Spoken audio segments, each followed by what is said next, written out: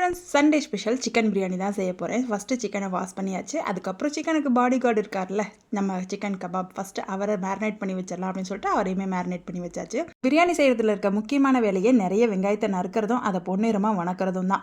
So first நிறைய வெங்காயத்தை நறுக்கிட்டு எண்ணெயை பொறுமையாக ஊற்றுறதுக்குலாம் டைம் இல்லை, அப்படியே பாட்டிலோட சாச்சாச்சு. அப்புறம் பிரியாணிக்கு தேவையான எல்லா ஐட்டமும் போட்டு இந்த மாதிரி வெங்காயம் நல்லா கோல்டன் ப்ரௌனாக வணங்கினதும் இஞ்சி பூண்டு பேஸ்ட்டு சேர்த்து அதோட பச்சை வாசனை போட்டு தக்காளியுமே சேர்த்து உப்பு சேர்த்தாச்சு. மெயின் ஹீரோவான சிக்கனையுமே உள்ளே இறக்கிட்டு மிளகாத்தூள், தயிர், பச்சை மிளகா, கொத்தமல்லி, எலுமிச்சப்பழம் இதெல்லாம் போட்டுட்டு பிரியாணிக்கு தண்ணி வைக்கிற ஸ்டேஜுக்கு நம்ம அரிசி கலவுன 2வது தண்ணி 3வது தண்ணி வச்சு செஞ்சு பாருங்கள். டேஸ்ட்டு சூப்பராக வரும்.